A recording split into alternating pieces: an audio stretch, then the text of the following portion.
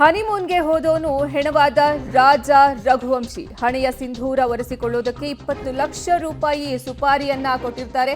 4 ಆರೋಪಿಗಳಿಂದ ರಾಜ ರಘುವಂಶಿಯನ್ನ ಹತ್ಯೆ ಮಾಡಲಾಗಿದೆ. ಸೋನಂ ಪ್ರಿಯಕರ ಇಂದೋರ್ನಿಂದ ಗೈಡ್ ಮಾಡ್ತಾ ಇದ್ದ ಈಕೆಗೆ ಏನೆಲ್ಲ ಮಾಡಬೇಕು ಅಂತ ಗುವಾಹಟಿಯಿಂದ ಶಿಲ್ಲಾಂಗ್ ಅನ್ನ ತಲುಪಿದ್ರು ಈ ಹಂತಕರು. ಆರೋಪಿಗಳ ಖರ್ಚು ವೆಚ್ಚಕ್ಕೆ 40,000 ರೂಪಾಯಿಯನ್ನು ಸಹ ಈ ಪ್ರಿಯಕರ ಕೊಟ್ಟಿರ್ತಾನೆ.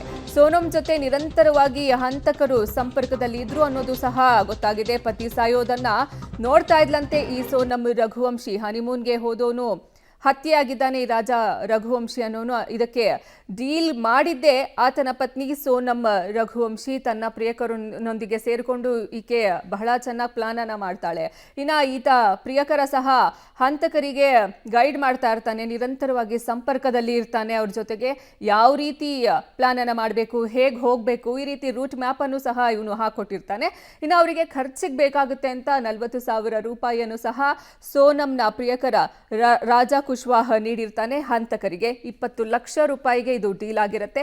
ಮೇಘಾಲಯಕ್ಕೆ ಅಂತ ಹನಿಮೂನ್ಗೆ ಅಂತ ಹೊರಟವರು ನಂತರ ಅಲ್ಲಿ ಪ್ರೀ ಪ್ಲಾನ್ ಮಾಡಿಕೊಂಡು ಪ್ರಿಯಕರ ಹಾಗೂ ಇತರೆ ಆರೋಪಿಗಳೊಂದಿಗೆ ಸೇರಿಕೊಂಡು ತನ್ನ ಪತಿಯನ್ನೇ ಭೀಕರವಾಗಿ ಹತ್ಯೆ ಮಾಡಿರೋದು ಈ ಸೋನಂ. ಇನ್ನ ತನ್ನ ಪತಿಯನ್ನ ಅಲ್ಲಿ ಹಂತಕರು ಕೊಲ್ತಾ ಇದ್ರೆ ಈಕೆ ಅಲ್ಲೇ ನಿಂತ್ಕೊಂಡು ಅದನ್ನ ನೋಡ್ತಾ ಇದ್ಲಂತೆ. ನಂತರ ತನ್ನ ಪ್ರಿಯಕರನೊಂದಿಗೆ ಅಲ್ಲಿಂದ ಎಸ್ಕೇಪ್ ಆಗಿದ್ಲು.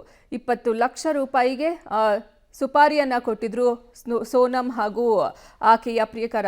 ಇನ್ನು ಹಂತಕರಿಗೆ ಸುಪಾರಿಯನ್ನ ಕೊಟ್ಟು ಇಬ್ರು ಸೇರಿಕೊಂಡು ಪ್ರಿಪ್ಲಾನ್ ಅನ್ನ ಮಾಡಿ ತನ್ನ ಪತಿಯನ್ನೇ ಇದೀಗ ಸೋನಂ ಕೊಂದಿರೋದು. ಇನ್ನು ತನಿಖೆ ವೇಳೆ ಇನ್ನೂ ಮತ್ತಷ್ಟು ಮಾಹಿತಿಗಳು ಹೊರ ಬೀಳ್ತಾನೆ ಇದೆ.